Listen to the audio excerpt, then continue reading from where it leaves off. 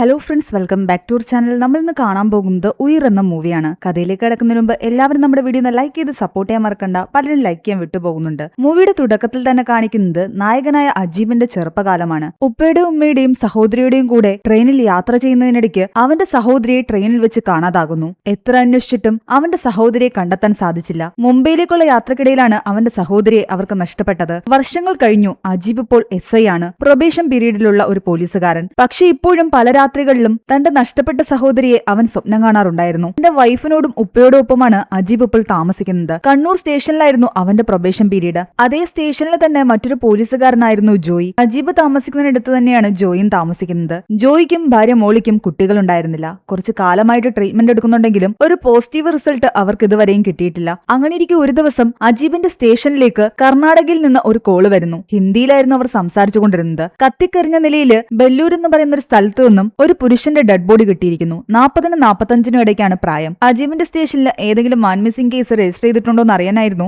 അവരുടെ കോള്. ബെല്ലൂര് ആ ബോഡിയുടെ കേസ് ഡീറ്റെയിൽസ് എല്ലാം തന്നെ അജീബ് അവിടെ നോട്ട് ചെയ്ത് വെക്കുന്നു. അങ്ങനെ വലിയ കുഴപ്പങ്ങളൊന്നുമില്ലാതെ പ്രൊബേഷൻ പീരീഡിൽ പോയിക്കൊണ്ടിരിക്കുന്ന സമയത്താണ് അജീബിന്റെ സ്റ്റേഷനിലേക്ക് ഒരു കോള് വരുന്നത്. കൊടുവള്ളി എന്ന് പറയുന്ന സ്ഥലത്ത് ഒരു പൊട്ടക്കിണറ്റിൽ നിന്നും സ്ത്രീയുടെ മൃതദേഹം കണ്ടെത്തിയിരിക്കുന്നു. അജീബും സംഘവും അവിടേക്ക് പുറപ്പെട്ടു. അഴുകിയ നിലയിലായിരുന്നു ബോഡി. ബോഡി പുറത്തെടുത്ത് പരിശോധിച്ച ശേഷം അവർ പോസ്റ്റ്മോർട്ടത്തിന് അയച്ചു. ആ സ്ത്രീയുടെ കയ്യിലായിട്ട് ഒരു ടാറ്റു ഉണ്ടായിരുന്നു. എന്നാൽ കന്നഡ ലാംഗ്വേജിലായിരുന്നു അത് എഴുതിയിരുന്നത്. അതുകൊണ്ട് അത് എന്താണെന്ന് അവർക്ക് മനസ്സിലായില്ല. മരിച്ച സ്ത്രീ ആരാണെന്ന് ഇതുവരെയും ഐഡന്റിഫൈ ചെയ്തിട്ടില്ല. ഒരു ആത്മഹത്യയായിട്ടാണ് പോലീസുകാർ ആദ്യം ഈ കേസ് കൈകാര്യം ചെയ്തത്. കയ്യില് പച്ചകുത്തിയിരിക്കുന്നതൊക്കെ വെച്ചിട്ട് കർണാടകയിൽ നിന്ന് വന്ന ഒരു നാടോടി സ്ത്രീ ആയിരിക്കാമെന്നുള്ള ഡൗട്ട് ഉള്ളത് കൊണ്ട് തന്നെ അവിടെ നാടോടികൾ താമസിക്കുന്ന സ്ഥലത്തെല്ലാം പോയി ഇവർ അന്വേഷിക്കുന്നു. ഒടുവിൽ ദുർഗ എന്ന് പറയുന്ന ഒരു സ്ത്രീയാകട്ടെ ആ ബോഡി ഐഡന്റിഫൈ ചെയ്യുന്നുണ്ട്. ശോഭ എന്ന് പറയുന്ന ഒരു സ്ത്രീയുടേതാണ് ആ ബോഡി എന്ന് അവർ പറയുന്നു. കൺസ്ട്രക്ഷൻ ജോലിക്കും മറ്റും ഈ ദുർഗയുടെ കൂടെ ഈ ശോഭയും വരാറുണ്ടായിരുന്നു. ഇവരെല്ലാവരും ജോലി ചെയ്തിരുന്നത് സാബു എന്ന് വിളിക്കുന്ന ഒരാളുടെ അണ്ടറിലായിരുന്നു. കൂടാതെ ശോഭയ്ക്ക് 2 കുട്ടികളുണ്ട്. ഇടയ്ക്കൊക്കെ വർക്കിംഗ് സൈറ്റില് ശോഭ അവരെ കൊണ്ടുവരാറുണ്ടായിരുന്നു എന്നും ദുർഗ പറയുന്നു. ശോഭയുടെ കയ്യിലുണ്ടായിരുന്ന ടാറ്റുവിനെ പറ്റി ചോദിക്കുമ്പോൾ ആ എഴുതിയിരിക്കുന്നത് രാജു എന്നാണെന്നാണ്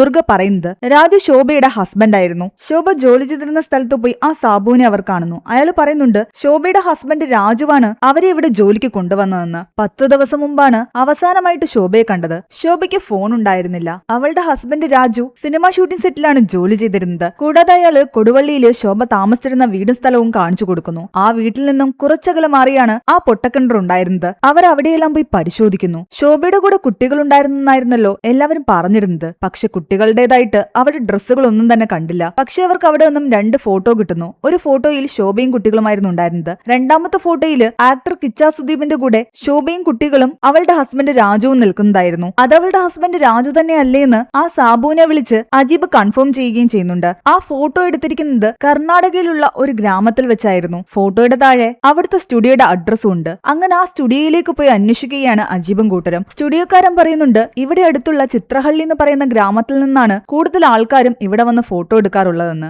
ഈ ആൾക്കാരും അതേ ഗ്രാമത്തിലുള്ളതായിരിക്കാം. ശോഭയുടെ ഹസ്ബൻഡ് രാജുവിനെ അന്വേഷിച്ചായിരുന്നു അവർ പോയിക്കൊണ്ടിരുന്നത്. രാജുവിന്റെ ഫോട്ടോ വെച്ചിട്ട് പലരോടും ചോദിച്ചു. എന്നാൽ കറക്റ്റായിട്ട് രാജു അവരുടെ തന്നെ മുന്നിൽ വന്ന് പെടുന്നു. അവർ കയറിയൊരു കടയിൽ രാജുവും വന്നിട്ടുണ്ടായിരുന്നു. അങ്ങനെ അവർ രാജുവിനെ കൈയോടെ പിടിക്കുന്നു. അവനെ ചോദ്യം ചെയ്യാൻ ആരംഭിച്ചു. രാജുവിനെയും കൊണ്ട് നാട്ടിലേക്ക് വരുന്ന വഴിക്ക് രാജു തന്റെയും ശോഭയുടെയും കഥ പറയുന്നുണ്ട്. ബൈഡക്കോട്ട എന്ന് പറയുന്ന സ്ഥലത്ത് ഒരിക്കൽ ഉരുൾപൊട്ടലുണ്ടായി. അവിടെയൊക്കെ വെള്ളം കയറിയ സമയത്ത് അവിടെയുള്ള ഒരുപാട് ആൾക്കാര് ചിത്രഹള്ളിയിലേക്ക് താമസം മാറി. അങ്ങനെ വന്ന ഗ്യാങ്ങിൽ ഉണ്ടായിരുന്നതായിരുന്നു ഈ രാജുവും ശോഭയും. ആ യാത്രയിലാണ് അവർ പരസ്പരം കാണുന്നതും ഇഷ്ടപ്പെടുന്നതും എല്ലാം തന്നെ. പിന്നീട് അവർ വിവാഹം കഴിച്ചു. അവർക്ക് 2 കുട്ടികളുണ്ടായി. പാവകൾ ഉണ്ടാക്കുന്നതായിരുന്നു അവരുടെ ജോലി. പക്ഷെ പതിയെ പതിയെ അവരുടെ പാവകൾ ആരും വാങ്ങാതെയായി. വീട്ടിൽ ദാരിദ്ര്യം കയറി തുടങ്ങി. രാജുവിന് കുടിക്കുന്ന ശീലം ഉണ്ടായിരുന്നു. വീട് പട്ടിണിയാകുന്നുള്ള അവസ്ഥ വന്നപ്പോൾ ശോഭയുടെ ബന്ധത്തിലുള്ള ഗണേശൻ എന്ന് പറയുന്ന ഒരാള് ഇവരെ സഹായിക്കുന്നു. രാജുവിന് സിനിമ ഷൂട്ടിംഗ് സെറ്റില് ഒരു ജോലി വാങ്ങിക്കൊടുത്തു. അങ്ങനെ ഗണേശൻ തന്നെ പുതിയ വീട്ടിലേക്ക് താമസം മാറാനുള്ള സൗകര്യങ്ങളും ചെയ്തു കൊടുത്തു. ഗണേശന് രാജുവിന്റെ കുട്ടികളെ വളരെ ഇഷ്ടമായിരുന്നു. ഇടയ്ക്കിടയ്ക്ക് കുട്ടികൾക്ക് കളിപ്പാട്ടങ്ങളുമായിട്ട് ഗണേശൻ വരും. രാജു മിക്കപ്പോഴും ജോലിക്ക് പോയി കഴിഞ്ഞാൽ രാത്രിയിലായിരുന്നു തിരിച്ചു വന്നുകൊണ്ടിരുന്നത്. ആ സമയത്ത് ഗണേശനും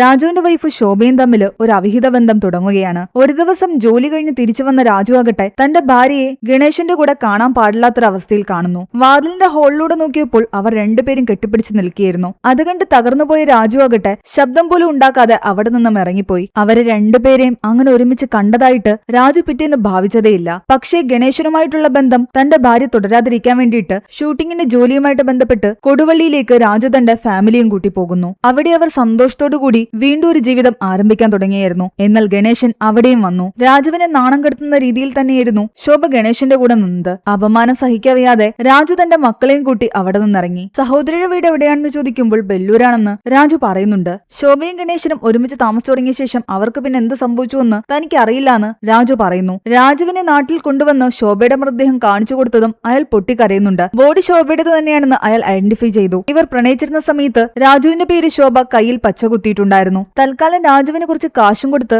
നാട്ടിലേക്ക് അവർ പറഞ്ഞുവിട്ടു. ശോഭയുടെ കൂടെ ഉണ്ടായിരുന്ന ഗണേശനെ കാണാനില്ല. അവനെക്കുറിച്ച് എന്തെങ്കിലും വിവരം കിട്ടുവാണെങ്കിൽ അറിയിക്കണമെന്നും കൂടി പറഞ്ഞിട്ടാണ് രാജുവിനെ അവർ പറഞ്ഞുവിട്ടത്. ശോഭയുടേത് ഒരു സൂയിസൈഡ് കേസായിട്ട് തന്നെ ക്ലോസ് ചെയ്യാനായിരുന്നു പോലീസുകാരുടെ തീരുമാനം. രാജു ഇവിടെ ഒന്നും പോയ ശേഷമാണ് പോലീസുകാർക്ക് ശോഭയുടെ പോസ്റ്റ്മോർട്ടം റിപ്പോർട്ട് കിട്ടിയത്. സാധാരണ കിണറ്റിൽ ചാടി ആത്മഹത്യ ചെയ്യുകയാണെങ്കിൽ സ്വബോധത്തോടെ ആയിരിക്കുമല്ലോ ചെയ്യുന്നത്. അപ്പോൾ ലങ്സിലേക്ക് വെള്ളം കയറാനുള്ള സാധ്യത കൂടുതലാണ്. ഒരളവിൽ കൂടുതൽ വെള്ളം ലങ്സിൽ കാണേണ്ടതാണ്. എന്നാൽ ആരെങ്കിലും ശോഭയെ കൊന്നിട്ടാണ് കിണറ്റിലേക്ക് ഇട്ടതെങ്കിൽ ലങ്സിൽ വെള്ളത്തിന്റെ അളവ് കുറവായിരിക്കും. ശോഭയുടെ കേസിൽ അവളുടെ ലങ്സിൽ വെള്ളത്തിന്റെ അളവ് കുറവായിരുന്നു. കൂടാതെ തലയ്ക്ക് പിന്നിലായിട്ട് ഒരു മുറിവുണ്ട്. അത് ചിലപ്പോൾ കിണറ്റിലേക്ക് ചാടുന്ന വഴിക്കും വന്നതാകാം, അതല്ലെങ്കിൽ പിന്നിൽ നിന്ന് ആരെങ്കിലും അടിച്ചു വീഴ്ത്തിയതുമാകാം. ഇതിലൊരു മർഡറിന്റെ സാധ്യതയും പോസ്റ്റ്മോർട്ടത്തിൽ അവർ കാണുന്നുണ്ടായിരുന്നു. എന്ത് ചെയ്യണമെന്നറിയാതെ ഇങ്ങനെ ഓരോന്ന് ആലോചിച്ചുകൊണ്ടിരിക്കുന്ന സമയത്താണ് അജീവിന്റെ അടുത്തേക്ക് രാജുവിന്റെ ഫാമിലി വരുന്നത്. രാജുവിന്റെ അമ്മയും സഹോദരിയും ബന്ധുക്കാരുമായിരുന്നു അത്. ഒരു വർഷമായിട്ട് രാജുവിനെ കാണാനില്ലെന്നും ഇവിടെ രാജു വന്നുവെന്ന് ചില ആൾക്കാർ പറഞ്ഞിട്ടാണ് ഞങ്ങൾ ഇങ്ങോട്ടേക്ക് വന്നതെന്ന് അവർ പറയുന്നുണ്ട്. ഇത് കേട്ടതും പോലീസുകാര്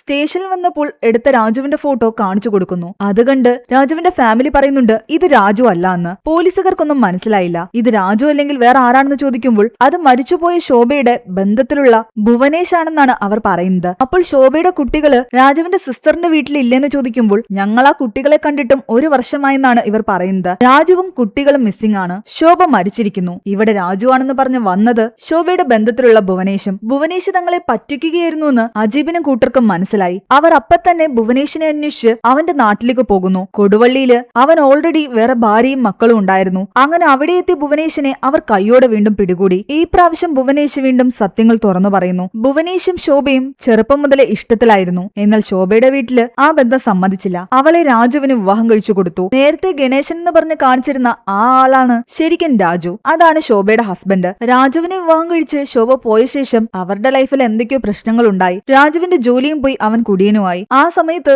ശോഭയുടെ വീട്ടുകാർ പറഞ്ഞിട്ടാണ് ഭുവനേഷ് രാജുവിന് ഒരു ജോലി വാങ്ങിക്കൊടുക്കുന്നത്. താമസിക്കാനുള്ള സൗകര്യങ്ങളും ഭുവനേഷ് തന്നെ ചെയ്തു കൊടുത്തു. ചെറുപ്പത്തിലുണ്ടായിരുന്ന ആ ഇഷ്ടം ഭുവനേഷിന് അപ്പോഴും ശോഭയോട് തോന്നാൻ തുടങ്ങി. ശോഭയുടെ കുട്ടികളെ എല്ലാം തന്നെ ഭുവനേഷ് തന്റെ കുട്ടികളെ പോലെ സ്നേഹിച്ചു.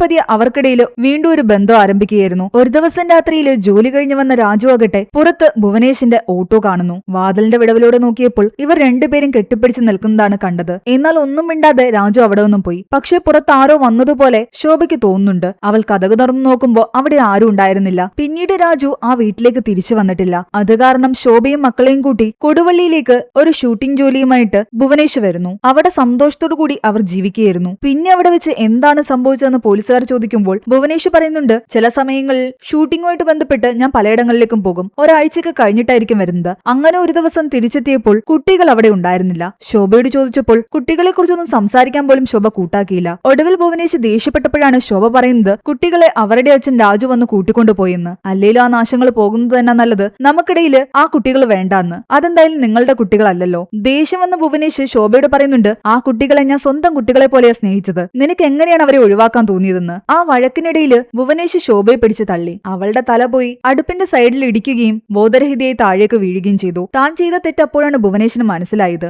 ശോഭ മരിച്ചിരിക്കുന്നു. രക്ഷപ്പെടാൻ വേറെ മാർഗമൊന്നുമില്ല. അത് കാരണം ശോഭയുടെ ബോഡി അവിടെയുള്ള പറമ്പിൽ കൊണ്ടുപോയി കത്തിച്ചു കളയാനായിരുന്നു ഭുവനേഷിന്റെ പ്ലാൻ. ബോഡി എടുത്തുകൊണ്ട് പറമ്പിലേക്ക് പോയപ്പോൾ അതുവഴി അമ്പലത്തിൽ നിന്നുള്ള ഒരു ഘോഷയാത്ര വരുന്നുണ്ടായിരുന്നു. ആൾക്കാരെ കാണാതിരിക്കാൻ വേണ്ടിയിട്ട് പൊട്ടക്കിണറിന്റെ സൈഡിലേക്ക് ശോഭയെ ഇരുത്തിയ ശേഷം അവിടെ സൈഡിലായിട്ട് ഒളിച്ചിരിക്കുകയായിരുന്നു ഭുവനേഷ്. എന്നാൽ ഭുവനേഷിന്റെ ശ്രദ്ധയൊന്ന് തെറ്റിയപ്പോഴേക്കും ശോഭയുടെ ബോഡി കിണറിലേക്ക് വീണുപോയി. അങ്ങനെ ശോഭയുടെ കൊലപാതകം താനാണ് ചെയ്തതെന്ന് ഭുവനേഷ് സമ്മതിച്ചതോടുകൂടി ആ കേസ് ക്ലോസ് ചെയ്ത് അവനെ അവർ അറസ്റ്റ് ചെയ്തു. പക്ഷെ അപ്പോഴും രാജുവും കുട്ടികളും മിസ്സിംഗ് ആണ്. മേലുദ്യോഗസ്ഥര് അജീബിനോട് പറയുന്നുണ്ട് ആ കേസ് നമ്മളുടെ പരിധിയിൽ വരുന്നതല്ല. കുട്ടികളെ രാജു കൊണ്ടുപോയെന്നല്ലേ പറഞ്ഞത്. അവരെങ്ങോട്ടെങ്കിലും പോയിട്ടുണ്ടാകും. അതുകൊണ്ട് അതിന്റെ പിറകെ ഇനി പോകണ്ട. അങ്ങനെ ഇരിക്കെ പിറ്റേ ദിവസം ഇവരുടെ സ്റ്റേഷനിലേക്ക് വീണ്ടും ഒരു കേസിനെ പറ്റിയുള്ള ഡീറ്റെയിൽസ് പറയാൻ വേണ്ടിയിട്ട് ഗോവയിൽ നിന്നൊരു കോള് വരുന്നു. അപ്പോഴാണ് ഇതിനു മുൻപ് ബല്ലൂർ എന്ന് പറയുന്ന കർണാടകയിലെ ഒരു സ്ഥലത്ത് നിന്നും കത്തിക്കരിഞ്ഞൊരു ബോഡി കിട്ടിയെന്ന് പറഞ്ഞിട്ട് ഒരു കോള് വന്ന കാര്യം അജീബ് ഓർക്കുന്നത്. അതിന്റെ ഡീറ്റെയിൽസ് പരിശോധിക്കുന്നുണ്ട്. എന്നിട്ട് കർണാടകയിലുള്ള പോലീസുകാരനെ വിളിച്ച് അതിനെപ്പറ്റി അന്വേഷിക്കുന്നു. കാരണം ആ ബോഡി രാജുവിന്റേതാണോ എന്ന് അജീബിനൊരു ഡൗട്ട് തോന്നിയിട്ടുണ്ടായിരുന്നു. അതിനുള്ള മെയിൻ കാരണം ഭുവനേഷ് പറഞ്ഞ കഥയില് ഇടയ്ക്ക് അവൻ അവനൊരു കള്ളം പറഞ്ഞിട്ടുണ്ടായിരുന്നു.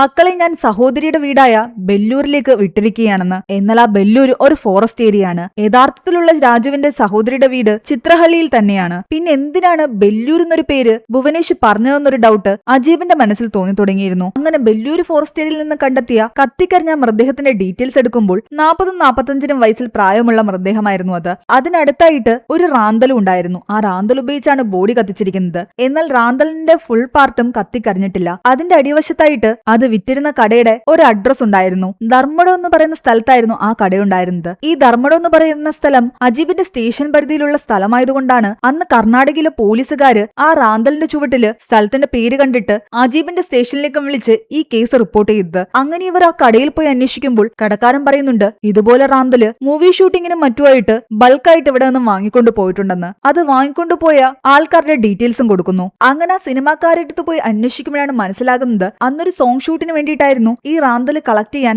അവർ അന്നവിടെ ജോലി ചെയ്തിരുന്ന ഭുവനേഷിനോട് പറഞ്ഞിരുന്നതെന്ന്. ഷൂട്ടിംഗ് കഴിഞ്ഞു കഴിഞ്ഞപ്പോൾ അതിൽ നിന്ന് ഒരു റാന്തല് ഭുവനേഷ് എടുത്തുകൊണ്ട് പോവുകയും ചെയ്തു. അതും കൂടെ കേട്ടപ്പോഴേക്കും അജീബിന് മനസ്സിലായി അത് ഭുവനേഷാണ് എടുത്തുകൊണ്ട് പോയിരിക്കുന്നതെങ്കിൽ റാന്തൽ ഉപയോഗിച്ച് അവൻ കത്തിച്ചത് രാജുവിന്റെ ബോഡി തന്നെയായിരിക്കും. അങ്ങനെ പോലീസുകാർ വീണ്ടും ഭുവനേഷിനെ കസ്റ്റഡിയിൽ കൊണ്ടുവന്ന് ചോദ്യം ചെയ്യുന്നു. ഭുവനേഷ് ആദ്യം ഇതെല്ലാം നിരസിക്കുന്നു. എന്നാൽ തെളിവുകളെല്ലാം അവനെതിരായിരുന്നു. ഇവർ നന്നായിട്ടൊന്ന് വിരട്ടിയപ്പോഴേക്കും അവൻ സത്യങ്ങൾ തുറന്നു പറയുന്നു. അവൻ നേരത്തെ പറഞ്ഞ കഥയില് ഇനിയും കുറച്ച് ബാക്കിയുണ്ട്. അന്ന് രാത്രിയില് ഭുവനേശ്വറിനെയും ശോഭയും ഒരുമിച്ച് കണ്ടപ്പോൾ രാജു വാതിലിന്റെ വിടവിലൂടെ നോക്കിയ ശേഷം അവിടെ നിന്നും തിരിച്ചു പോയിട്ടുണ്ടായിരുന്നല്ലോ. പക്ഷെ പുറത്താരോ വന്നു എന്നുള്ള ഡൗട്ട് ശോഭയ്ക്കുണ്ടായിരുന്നു. പിറ്റേന്ന് രാവിലെ രാജു ആകട്ടെ ശോഭയുടെ വലുതായിട്ട് മിണ്ടുന്നുമില്ല. ഒരു ദേഷ്യഭാവത്തിൽ തന്നെയായിരുന്നു. ഇതൊക്കെ കൊണ്ട് ശോഭയ്ക്ക് ഡൗട്ട് തോന്നാൻ തുടങ്ങി. തലേന്ന് തങ്ങളെ രണ്ടുപേരെയും രാജു ഒരുമിച്ച് കണ്ടുവെന്ന്. അതവൾ ഭുവനേഷിനോടും പറഞ്ഞു. ഉള്ളിൽ അയാൾ ദേഷ്യം വെച്ചിട്ട് എപ്പോഴെങ്കിലും അവസരം കിട്ടിയാൽ തന്നെ കൊല്ലുമെന്ന് ശോഭ പറഞ്ഞതോടുകൂടി ഭുവനേഷ് ഒന്ന് പേടിക്കുന്നു. കൂടാതെ ശോഭയുടെ ശരീരത്തില് രാജു അവളെ തല്ലിയ പല പാടുകളും ഭുവനേഷ് കാണുന്നുണ്ട്. പിറ്റേന്ന് ശോഭയുടെ വീട്ടിലേക്ക് ചെന്നപ്പോൾ ഭുവനേഷ് നേരിട്ട് കാണുകയും ചെയ്തു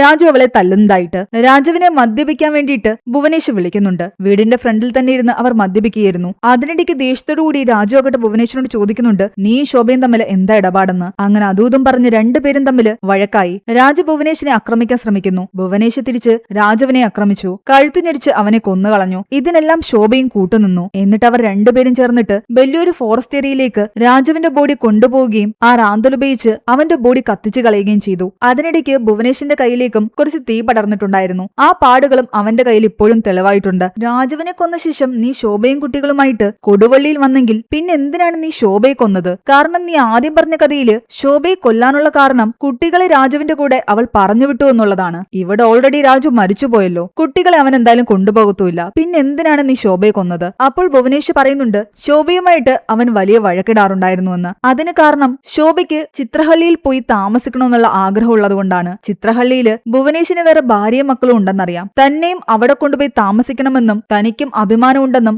ആൾക്കാരുടെ മുന്നിൽ അന്തസ്സോടെ ജീവിക്കണമെന്നും പറഞ്ഞ് ശോഭ എപ്പോഴും വഴക്കിടുമായിരുന്നു. അങ്ങനെ ചെയ്തില്ലെങ്കിൽ രാജുവിനെ നിങ്ങൾ കൊന്ന കാര്യം ഞാൻ എല്ലാവരോടും പറയുമെന്ന് പറഞ്ഞ് ശോഭ ഭുവനേഷിനെ ഭീഷണിപ്പെടുത്തി. ആ ദേഷ്യത്തിലാണ് ഭുവനേഷ് ശോഭയെ കൊന്നത്. എന്നിട്ട് രാത്രിയില് ബോഡി കത്തിച്ചു കളയാൻ കൊണ്ടുപോകുന്ന സമയത്ത് അറിയാതെ കിണറ്റിൽ വീഴുകയും ചെയ്തു. അപ്പോഴും കുട്ടികൾ നല്ല ഉറക്കത്തിലായിരുന്നു. തിരിച്ച് വീട്ടിലെത്തി കുട്ടികൾ അറിയാതെ അവിടെ നിന്ന് രക്ഷപ്പെട്ടു പോകാൻ ശ്രമിക്കുകയായിരുന്നു ഭുവനേഷ്. എന്നാൽ കുട്ടികൾ ഉണരുകയും വിശക്കുന്നെന്ന് പറഞ്ഞ് കരയുകയും ചെയ്തു. ഭുവനേഷ് അവർക്ക് ആഹാരം വാരിക്കൊടുത്തു. അമ്മ എവിടെയെന്ന് ചോദിച്ചപ്പോൾ പുറത്തു പോയിരിക്കുകയാണെന്ന് പറഞ്ഞു. കുട്ടികളെ തൽക്കാലം ഇവിടെ വിട്ടിട്ട് പോകാൻ പറ്റാത്തത് കാരണം ഭുവനേഷ് അവരെയും കൂട്ടി റെയിൽവേ സ്റ്റേഷനിലേക്ക് പോകുന്നു. മുംബൈയിലേക്കുള്ള ട്രെയിനിൽ അവരെയും കൊണ്ട് കയറി. ഫുഡ് വാങ്ങിയിട്ട് വരാമെന്ന് പറഞ്ഞ് ഇറങ്ങിപ്പോയ ഭുവനേഷ് തിരിച്ച് ട്രെയിനിലേക്ക് കയറിയില്ല. ആ കുട്ടികൾ ആ മുംബൈയിലുള്ള ട്രെയിനിൽ തന്നെ പെട്ടുപോയി. പിന്നീട് അവർക്ക് എന്ത് സംഭവിച്ചു എന്ന് തനിക്കറിയില്ല എന്ന് ഭുവനേഷ് പറയുന്നു. ഇതെല്ലാം കേട്ടതും പോലീസുകാർക്ക് ദേഷ്യവും സങ്കടവും വരുന്നുണ്ടായിരുന്നു. ആ പിഞ്ചു കുട്ടികളെ ഭാഷ പോലും അറിയാത്തൊരു സ്ഥലത്തേക്ക് ട്രെയിൻ കയറ്റി വിട്ടിരിക്കുന്നു. ശോഭയുടെയും രാജുവിന്റെയും കൊലപാതകങ്ങൾ ചെയ്തത് ഭുവനേഷ് ആണെന്ന് തെളിഞ്ഞു. പക്ഷെ അപ്പോഴും മിസ്സിംഗ് ആയ കുട്ടികൾ എവിടെയെന്നുള്ള ടെൻഷനായിരുന്നു പോലീസുകാർക്ക്. അതിന്റെ പിന്നാലേക്ക് അന്വേഷിച്ചു പോയാൽ എങ്ങും എത്തില്ലാന്ന് മേലുദ്യോഗസ്ഥര് പറഞ്ഞെങ്കിലും ജോയ്ക്ക് അജീബിനും കുട്ടികളെ കുറിച്ച് ആലോചിച്ച് ഒരു സമാധാനം ഉണ്ടായിരുന്നില്ല. അവർ ആ കുട്ടികളുടെ പഴയ ഫോട്ടോ വെച്ചിട്ട് എല്ലാ സ്റ്റേഷനുകളിലേക്കും ഒരു നോട്ടീസ് അയച്ചു. കുട്ടികളെ ഇടയ്ക്ക് ഞാൻ ഓർഫനേജിലാക്കാൻ ശ്രമിച്ചെങ്കിലും അവരാരും കുട്ടികളെ എടുക്കാത്തത് കൊണ്ടാണ് ട്രെയിനിൽ കയറ്റി വിട്ടതെന്നാണ് ഭുവനേഷ് പറഞ്ഞത്. ആ ഓർഫനേജുകളിൽ പോയി അന്വേഷിച്ചപ്പോൾ അവിടേക്ക് അവൻ കുട്ടികളെയും കൊണ്ട് ചെന്നിട്ടുണ്ടായിരുന്നുള്ള തെളിവും കിട്ടി. കുട്ടികളെ ട്രെയിനിലേക്ക് കയറ്റിവിടുന്ന CCTV വിഷ്വൽസും കിട്ടി. മുംബൈയിലുള്ള സ്റ്റേഷനുകളിലേക്കും കുട്ടികളുടെ ഫോട്ടോ വെച്ചവർ നോട്ടീസ് അയച്ചിട്ടുണ്ടായിരുന്നു. പലയിടങ്ങളിലും അജീബ് നേരിട്ട് പോയി അന്വേഷിച്ചെങ്കിലും എവിടെ നിന്നും കുട്ടികളെക്കുറിച്ചുള്ള ഡീറ്റെയിൽസ് കിട്ടിയില്ല. വർഷങ്ങൾക്ക് മുമ്പ് തന്റെ സഹോദരിയെ ട്രെയിനിൽ വെച്ച് നഷ്ടപ്പെട്ട ശേഷം അജീബ് ട്രെയിനിൽ കയറാറുണ്ടായിരുന്നില്ല. അവന് ട്രെയിനിന്റെ സൗണ്ട് കേൾക്കുമ്പോൾ തന്നെ പേടിയായിരുന്നു. പക്ഷെ എന്നിട്ടും ഈ കുട്ടികളെ കണ്ടെത്താൻ വേണ്ടിയിട്ട് അവൻ ട്രെയിനിൽ കയറി പല സ്ഥലങ്ങളിലും പോയി അന്വേഷിക്കുന്നു. കുട്ടികളെ അവിടെ ഇവിടെ വെച്ച് കണ്ടു എന്ന് പറഞ്ഞിട്ട് ഫേക്ക് ആയിട്ടുള്ള പല കോളുകളും ഇതിനിടയ്ക്ക് അജീബിന് വരുന്നുണ്ടായിരുന്നു. അങ്ങനെ ഒടുവിൽ മുംബൈയിൽ നിന്നും ഒരു കോള് അജീബിന് വന്നു. ഫോട്ടോയിൽ കണ്ട കുട്ടികളെ പോലെ ഇരിക്കുന്ന രണ്ടുപേരെ ഒരു ഷെൽട്ടർ ഹോമിൽ കൊണ്ടുവന്നിട്ടുണ്ടായിരുന്നുവെന്നും അവിടെ നിന്ന് പലരും ആ കുട്ടികളെ കടത്തിക്കൊണ്ടു പോകാനൊക്കെ ശ്രമിച്ചിട്ടുണ്ടായിരുന്നുവെന്നും പോലീസുകാർ അവിടെ നിന്നും കൂടുതൽ ഡീറ്റെയിൽസ് ഒന്നും അയച്ചു തരില്ല. വേണമെങ്കിൽ ഇവിടെ ഒന്ന് പോയി അന്വേഷിക്കണം. ഒരു ഡൗട്ടിന്റെ പുറത്ത് വെറുതെ അത്രയും യാത്ര ചെയ്യണമെന്നൊക്കെ ആലോചിച്ചിരിക്കുകയായിരുന്നു അജീബ്. എന്നാൽ ആ സമയം ജോയി പറയുന്നുണ്ട്, ഇനിയെങ്ങാനും അത് നമ്മൾ അന്വേഷിച്ചുകൊണ്ടിരുന്ന കുട്ടികളാണെങ്കിൽ നമുക്ക് ഭാവിയിൽ കുറ്റബോധം തോന്നും. അതുകൊണ്ട് എന്തൊക്കെയാണെങ്കിലും അവിടെ വരെ പോയി അന്വേഷിക്കാമെന്ന്. അങ്ങനെ ഇവർ രണ്ടുപേരും മുംബൈയിലേക്ക് പോകുന്നു. അവിടുത്തെ സ്റ്റേഷനിലെ ലേഡി ഓഫീസറിനോട് സംസാരിക്കുമ്പോൾ ഇതുപോലെ പല കുട്ടികളെയും ഇങ്ങനെ ഷെൽട്ടർ ഹോമിൽ കൊണ്ടുവരികയും അവിടെ നിന്ന് പല ആൾക്കാർക്കും വിൽക്കുകയും ചെയ്യുന്ന ഒരുപാട് ഗ്യാങ്ങുകൾ അവിടെ ഉണ്ടെന്ന് അറിയുന്നു. അവർക്ക് മാത്രമായിട്ട് അവിടെ ഒന്നും ചെയ്യാൻ പറ്റില്ല. എന്തെങ്കിലും ആക്ഷൻ എടുക്കാൻ പോവുകയാണെങ്കിൽ സസ്പെൻഷനും ട്രാൻസ്ഫറും ഒക്കെ ആയിരിക്കും കിട്ടുന്നത്. എന്താണെങ്കിലും ആ പോലീസുകാരി കൊടുത്ത അഡ്രസ്സിലേക്ക് പോയി ഇവർ അന്വേഷിക്കുന്നു. അവിടെ നേരത്തെ വന്നിരുന്ന ഒരുപാട് കുട്ടികളെ അവിടുത്തെ ഗ്യാങ്സ്റ്റേഴ്സ് പലർക്കും വിറ്റിട്ടുണ്ടായിരുന്നു. ഇപ്പോൾ അവിടെയുള്ള കുറച്ച് കുട്ടികളുടെ ഇടയിൽ പോയി അജീബ് അന്വേഷിക്കുന്നുണ്ട്. എന്നാൽ ഫോട്ടോയിൽ കാണുന്ന കുട്ടികളെ പോലെ തന്നെ ഇരിക്കുന്ന ആരും തന്നെ അവിടെ ഉണ്ടായിരുന്നില്ല. തങ്ങൾ അന്വേഷിച്ചു വന്ന കുട്ടികളെ ചിലപ്പോൾ അവർ വിറ്റിട്ടുണ്ടാകുമെന്ന് ചിന്തിച്ച് തിരിച്ചു പോരാൻ നേരത്താണ് രണ്ട് കുട്ടികൾ തമിഴിൽ സംസാരിക്കുന്നത് അജീബ് കേൾക്കുന്നത്. ഈ കുട്ടികൾക്കെല്ലാം ഇടയില് സൈഡിലായിട്ട് തന്റെ അനിയത്തിക്ക് ആഹാരം വാരിക്കൊടുക്കുന്ന ഒരു ആൺകുട്ടിയെ അജീബ് കാണുന്നു. അവരുടെ അടുത്തേക്ക് ചെന്നുപോയി നോക്കുമ്പോൾ ഫോട്ടോയിൽ ഉണ്ടായിരുന്ന